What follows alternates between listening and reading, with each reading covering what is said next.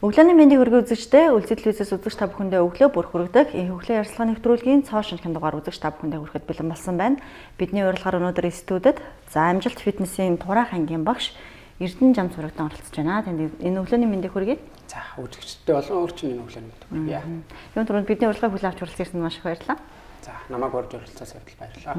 За тэгэхээр манай үзэгчдэд та эхлээд өөрийнхөө тухай нэг танилцуулаач гэж хүсэж байна. За намайг Давас хөрөнгөний Эрдэнэ Жамц гэдэг.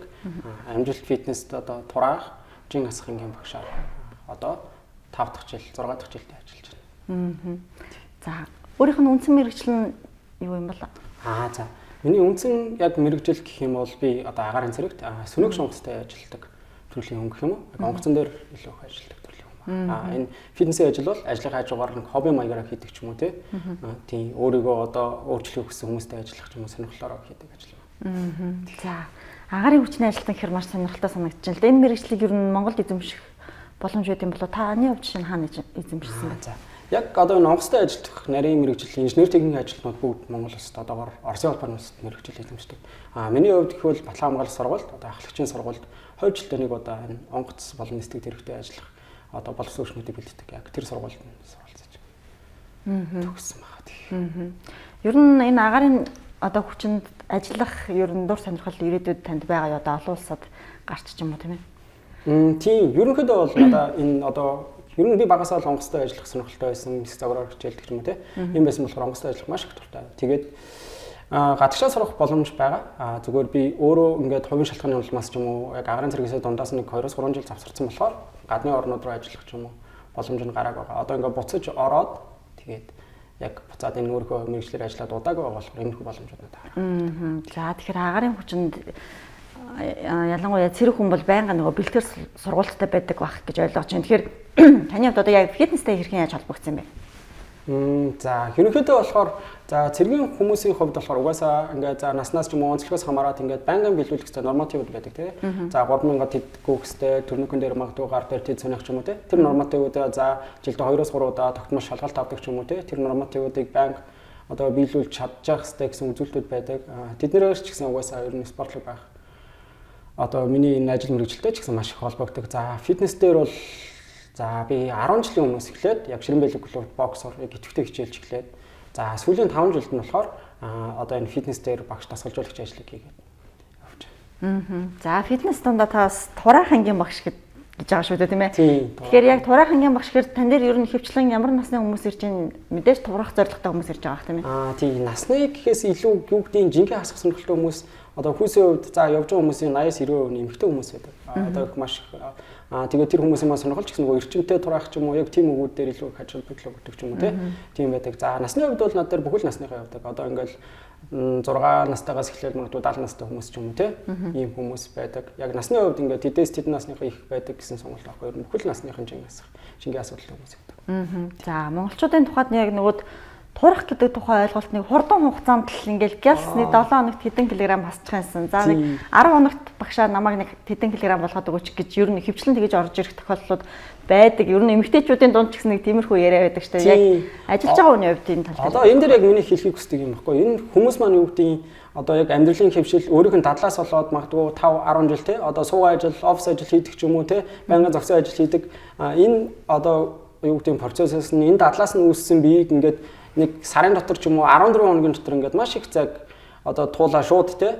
За магадгүй би нэг тийм залуу байхдаа багшаа би ингээд 50 залуу байхдаа ч юм уу те хэдэн жилийн өмнө би 52 кг-ээс одоо 62 тагаа би ингээд сарын дотор буцаад 52 болчмоор байна ч юм уу те. Багшаа би одоо ингээд энэ сард 14 кг хасчмаар байна. Би энэ сард тэдэг хасчмаар байна гэд ийм одоо зорилготой орж ирдэг. Нөгөө миний сая хэлснээр ингээд 5-10 жил өөрөө чинь дадлаар ингээд бүтээсэн биеийг чи ингээд өдөө ботлоо явж ирсэн биеэ тийм хурдан хугацаанд одоо ийм өсрэлт гаргаад ингэх боломж яг боломжийн үед байгаа. Гэхдээ тийм эрүүл зөв биш. Хүмүүс маань тэгэхээр энэ дээр маш сайн бодлоготой, зөв судлаад эрүүл зөв системтэй байж орж ирээрээ те маш их судалгаатай байж орж ирээрээ.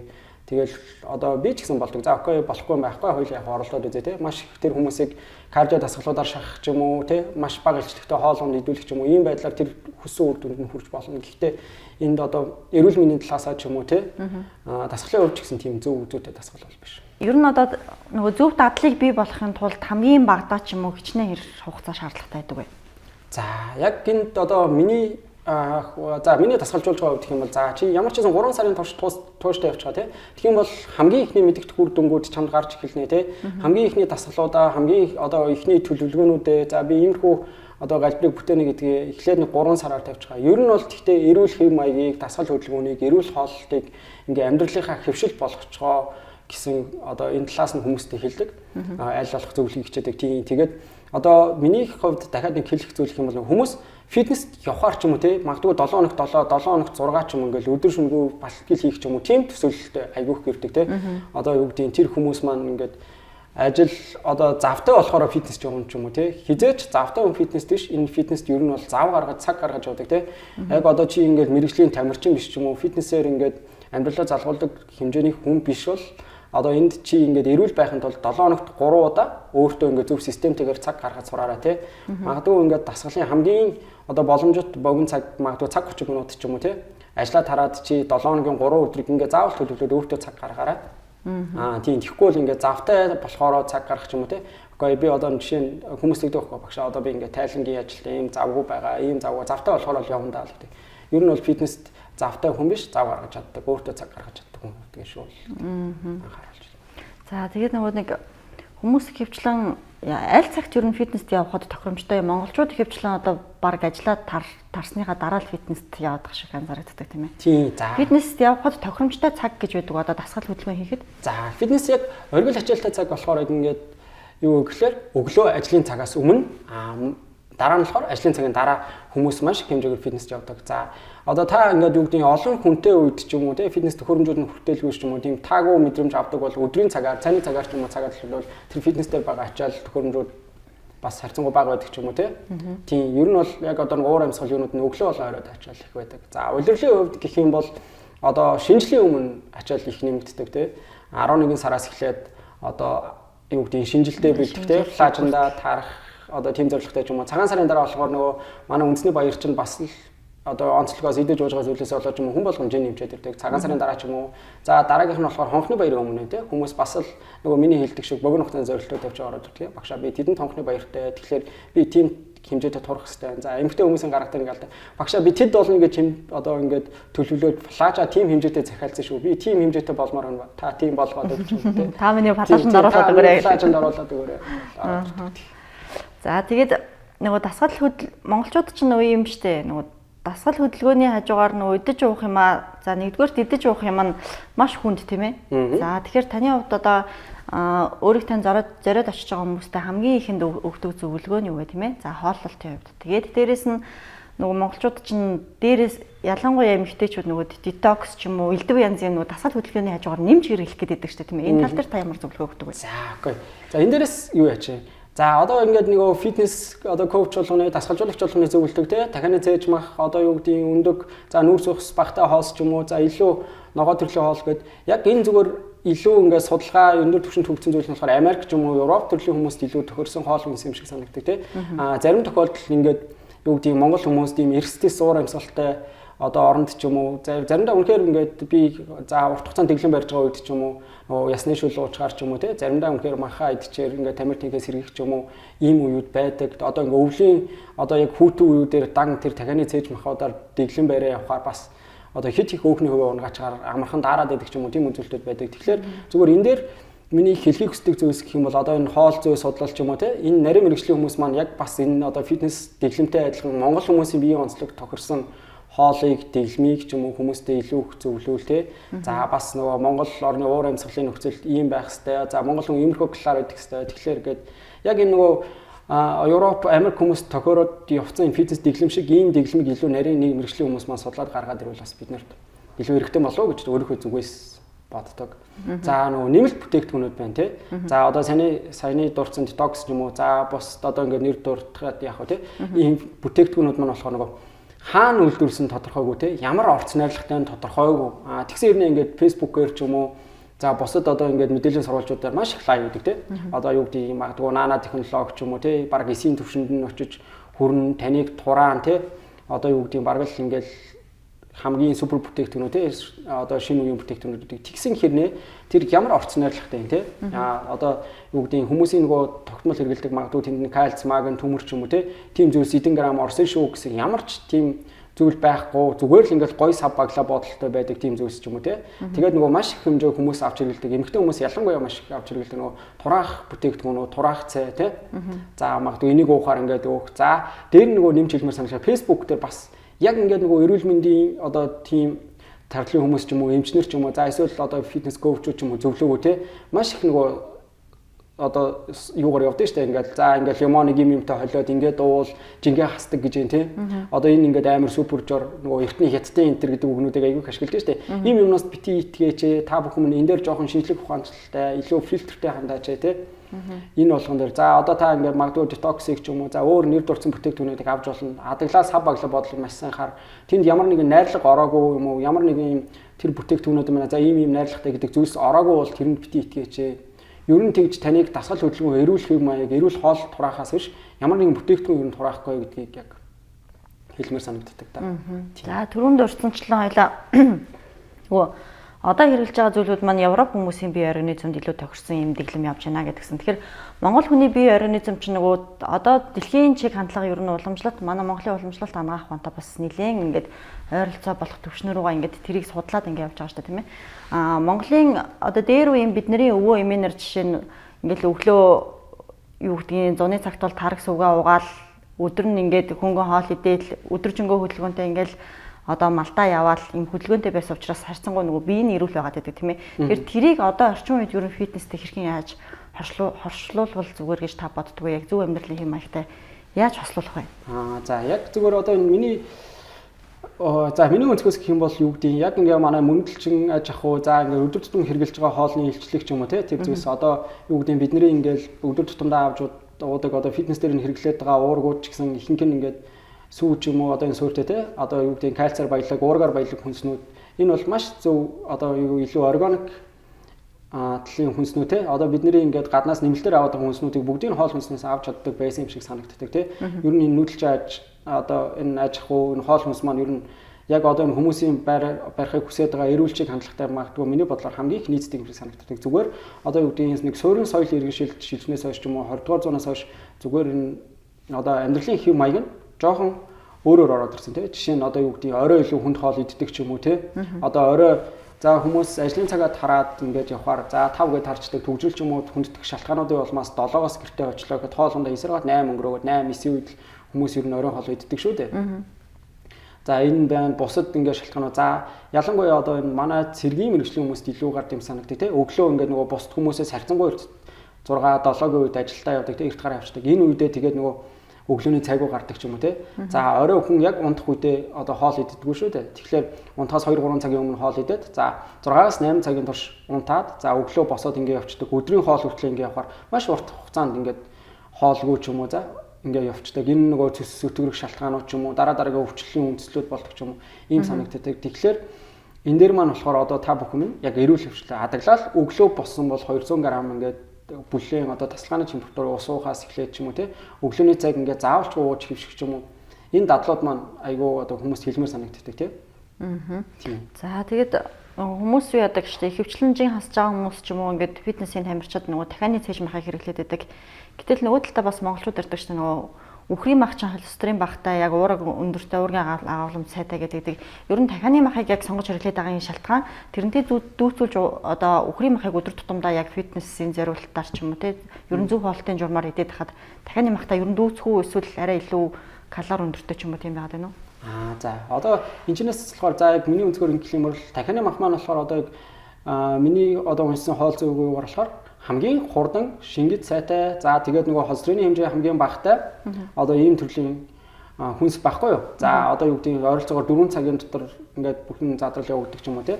За үхрийн мах маань ингээд 5 цаг за давхар ингээд одоо эрүүл хооллолууд давхар загсны мах байдаг шүү дээ. Гэхдээ Монголын нөхцөл бас загсны махаар дэглэм барихад ч юм уу тийм олдцоос эхлээл айгүй олон асуудал байдаг. Тэгэхээр энэгээр л ингээд явчихж байгаа. За ингээд хоньны мах руу болохоор хоньны мах маань 6 цагийн дотор задардаг ч юм уу тий. Магадгүй хамгийн удаан хугацаанд нөгөө ходоод нь задрал явагддаг удаан хугацаанд байдаг мах маань одоо гахааны мах ч юм уу тий. За хям нэмэлт зайц тэр бүтээгдэхүүнүүд ч юм уу ингээд байдаг. Тэгэхээр одоо нөгөө хамгийн богино хугацаанд задардаг холестерин хэмжээ багтаа болохоор дахианы махыг ерөнхийдөө төлөхөө хүмүүс санал болгоод байгаа юм санагддаг. Тийм Монголын нөхцөлд тэгээд бусд одоо мах ч юм уу сонголтууд нь за яг үндсэн 5% Монголын махаас бусд нь бас олгогддог сайн биш шүү дээ. За тэгээ таныг зорж ирж байгаа ер нь хүмүүсийн 80-аас 80 орчим хувь нь эмэгтэйчүүдээ гэдээ тайлсан тийм ээ. За эмэгтэйчүүд маань ер нь аль хэсгээрээ илүү их таргалалттай ирдэг вэ? Тэгээд таргалтын шалтгааныг та юу гэж хардаг вэ? Ер нь энэ таргалт нь юунаас болж үүсэж байна яг одоо тухайн хэсгийн таргалт нь. За мэдээж нөгөө над дээр ирж байгаа хүмүүс ч юм уу ер нь нийтнээс фитнес явж байгаа хүмүүсаа эхлээд сэтгэл зүйн байдлаас эхлэе да.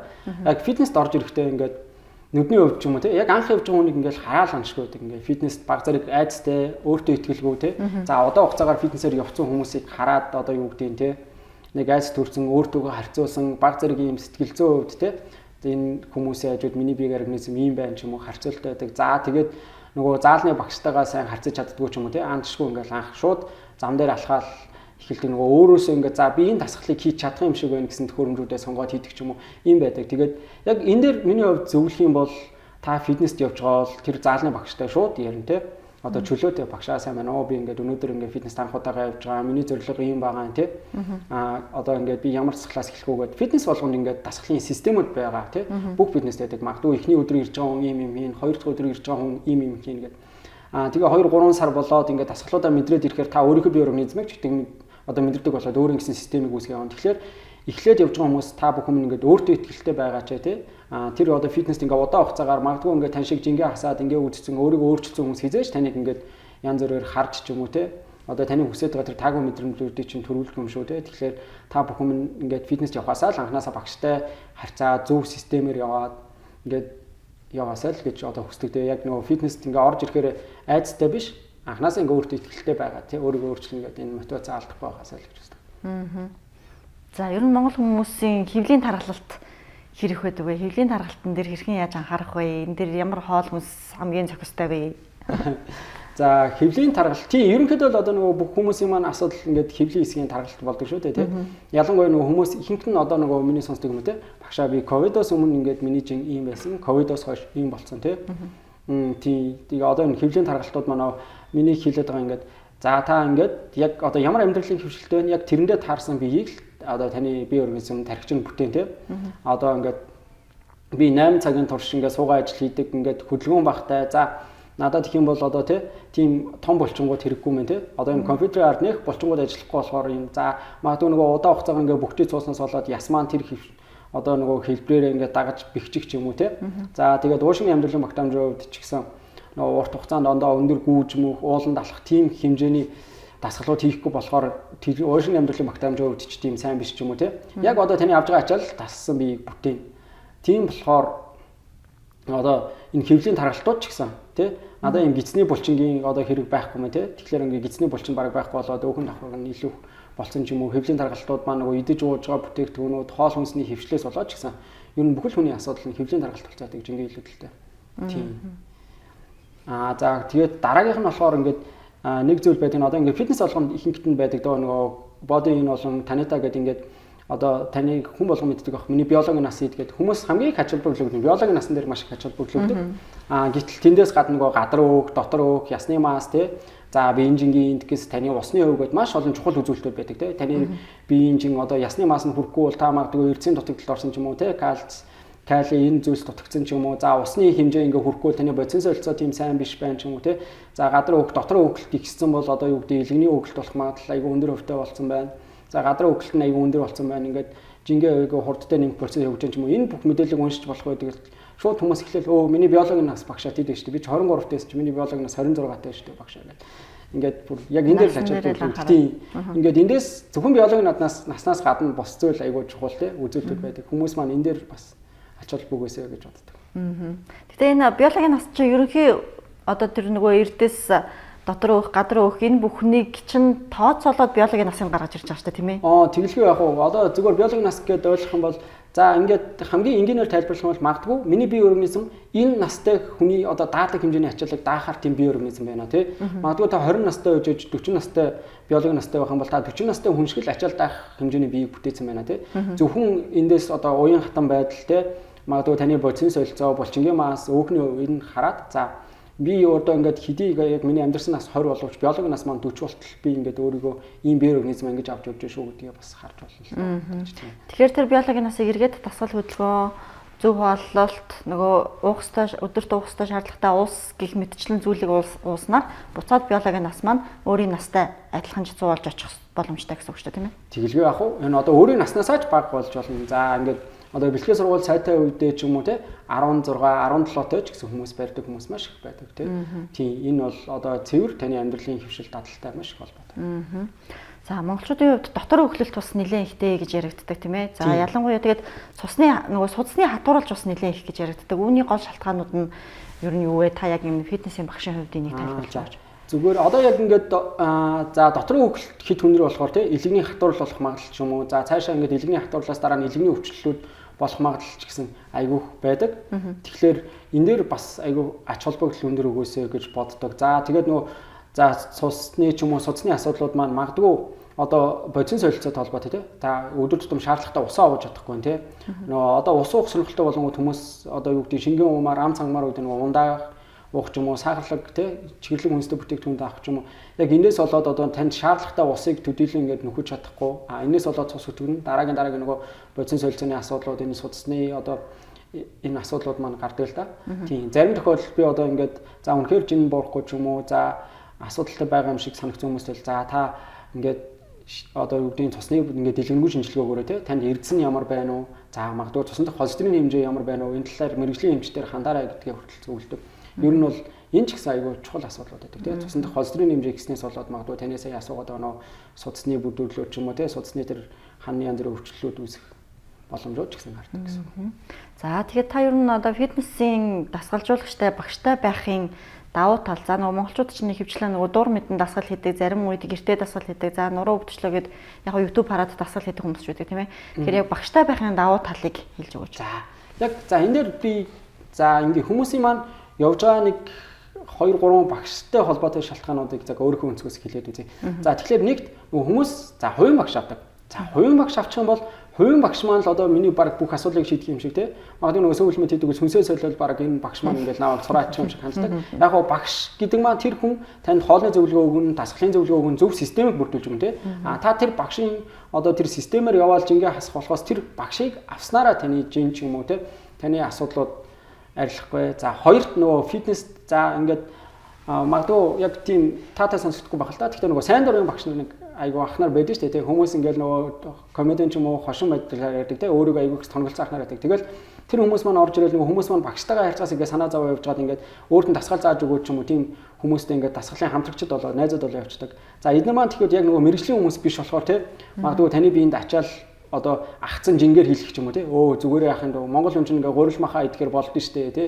Алуу чи энийг өргөөх гэл ингээд тэр хүмүүс маань өөрсдийгөө ч та ингээд тэр хүний биеийг бас нэг хараад үзэрэй те. Тэр хүн магадгүй өөрийгөө ялж чадсан үнэхээр тийм сайн одоо төлөвийн тамирчин бол зөв системээр явцсан бол окей тэр хүнийг дагаад таны хамтрагч болоё гэхэд асуудалгүй. Гэхдээ тэр хүн маань өөрийгөө ялж чадаагүй ч тийм мэдрэмж төрөх юм бол та ер нь тийм хамтрагчтай байснаас зайлсхийсэн дээр хаа. Тий яг одоо ингээд баг фитнес болгонд л байдаг дөө те тиймэрхүү хүмүүс сайн дурын багш нар байдаг. Тэр хүмүүсийг буруутгахгүйгээ те хүн болгонд магадгүй өөрийнхөө мэддэг чаддгийг зааж өгөх нь мэдээ сайн хэрэг. Гэхдээ анхнаа техникээ зөв тавих, за таны биеийн жинд иймэрхүү ачаал харах юм шүү гэдгийг илүү мэрэгжлийн багш нар маань, мэрэгжлийн хүмүүс маань илүү сайн мэддэг болохоор анх удаага явж байгаа бол эхний хэсэгтээ багшийнхаа үгнээс те багшаасаа илүү их дасгалын мэдээлэл аваарай л гэж зөвлөмөр санагддаг. Тийм. За тэгээд ер нь фитнест явж байгаа хүмүүс маань таны хувьд одоо жишээлбэл яг одоо телевиз үзээ сууж байгаа хүмүүст ер нь за өглөөний цайнд ер нь тэр хамгийн хэрэгтэй хүнс шүү. Өдрийн хоолнд тэр хамгийн хэрэгтэй хүнс шүү гэдэг нэг манай үзэгчдэд нэг бяцхан юм зөвлөгөөнүүдийг өгөөч гэж хүсэж. За одоо энэ юу гэдэг ингээд яг анх ингээд намайг спортоор хичээлж эхэлж явах үеийн ч юм уу тэр үеийг бодвол ингээд одоо YouTube ч юм уу те Facebook-аар за бусд ингээд мэдээллийн сурвалжуудаар ингээд маш их хэмжээний эрүүл хоол дасгалыг ингээд зөвлөдөг одоо коуч нар сайн дурын хүмүүс те инфлюенсерүүд маш их байдаг болсон. Тэр хүмүүс маань ингээд маш сайн зөвлөгөө өгдөг болсон. ChatGPT ч гэсэн одоо би ингээд миний нас ийм өндөр ийм биеийн ийм гэх юм бол тэр нь тохируулаа. За одоо юу гэдэг би те за өдөрт өндөг ийм одоо ингээд надаа манай гэрийн хөрөгчөнд байгаа хүнсний бүтээгдэхүүнүүд явах юм бол ч гэсэн илчлэгийн тооцоор ингээд маш сайн дэглэмүүд гаргаад өгдөг болсон. Тэгэхээр одоо хүмүүс маань энийг ашиглавал те одоо юу гэдэг би ингээд тэр хүний боломжийг мэдэхгүй байж ээж магадгүй те одоо би за одоо ингээд шагнартайгаа ярьдаг байхгүй юу. За тэр хүн ингээд одоо урт хугацаанд юу гэдэг үхрийн мах бэлтгэн байхад би дахианы мах зөвлөө ч юм уу ингээд байхаас илүү миний зөвлөгөө гэх юм бол те та ингээд өндрөө насаа жингээ За магадгүй би 3 сарын хугацаанд тэрийг хаснаа гэж зорж байгаа бол тэр одоо боломжоо оруулаад за манай гэрийн хөрөгчөнд одоо өндөг байна тий үхрийн мах байна ингээ явчих юм бол энэ илүү сайн зөвлөгч болсон. Одоо баг хүн болгоны утсанд ChatGPT байдаг болсон шүү дээ.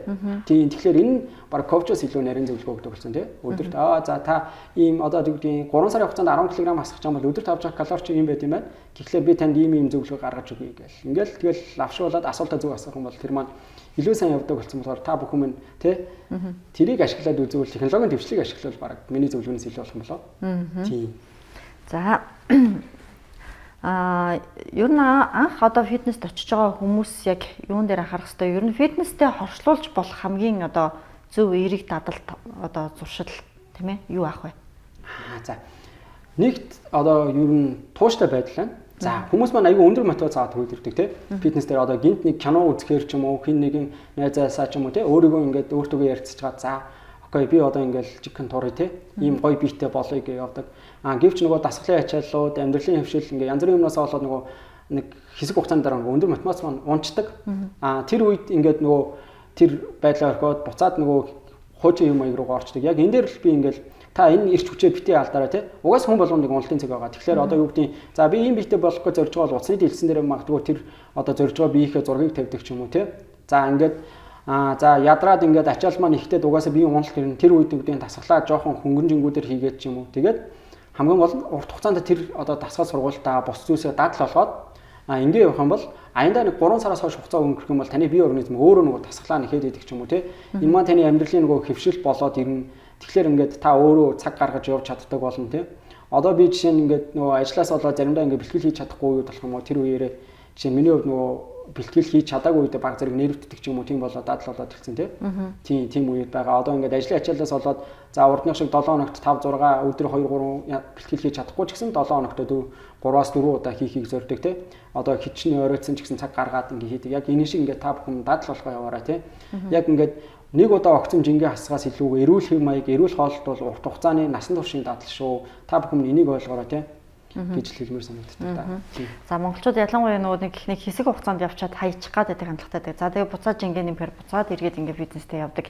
Иймэрхүү хандлагатай одоо сэтгэл зүй нь ер нь тэр чин сэтгэл зүй бэлтгэгдээгүй байна гэсэн үг шүү дээ тийм ээ. Тэгэхээр багадаа сэтгэл зүгээ нэг 3 сар та энэ дасгалыг ингээ хийх ёстой шүү, өөртөө дадал бий болгох ёстой шүү гэдэг ойлголттойгоор фитнесийн зааланд очих нь зүйтэй гэж ойлгож байна тийм ээ. Тийм. Яг таны хэлж байгаа одоо юм зөв.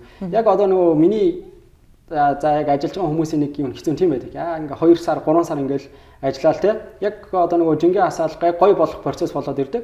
Яг тийм үед одоо юу гэдэг ажлын онцлогоос ч юм уу ингээд өөр бусад асуудлуудаас болоо орхио явцдаг. Тэгээд буцаад нөгөө анх хэлсэн үр дүн дээрээс эхэлдэг ч юм уу. Ийм асуудлууд байдаг. Тэгэхээр та бүхэн энэ дээр ингээ те. Үнэхээр завгүй байсан ч хамаагүй ингээл 20 30 минут ч хамаагүй гаргаад ингээд ирээд яг энийг ингээд зөв дадал болгоод урт хугацаанд ингээд энийг битгий хаяараа те. Хамгийн хэцүү нь тийм байдаг шүү те. Яг багш хүний хувьд ч гэсэн ингээд нэг ирээд нэг алга болоод нэг ирээ ингээ явж байгаа таны эрүүл мэндэд ч гэсэн бас төдийлөн тустай биш те. Ингээл жингээ хасчгаал дунд нь хайчаал ингээ орхио явах. За тэгээ бидний ярилцах хугацааны хүрээд өндөрлөж байна. Тэгээд бидний урилгыг хүлээн авч хүрэлцэн ирж одоо үзэгчид маань хэрэгтэй одоо зөв зөвлөгөө өгсөн танд маш баярлалаа. Ажлын өндөр амжилт хүсье. За нэвтрүүлэгтээ урьж оролцсоос баярлалаа. За баярлалаа үзэгчдээ их хөлийн ярилцлагын нэвтрүүлгийн өнөөдрийн дугаарт амжилт фитнесийн Турах ангийн багш Эрдэнэ Жам цурагтан оролцож үзэгч та бүхэнд мэдээлэлээ өглөө. Их хөлийн ярилцлагын нэвтрүүлэгтээ хамт үзэгч та бүхэндээ баярлалаа.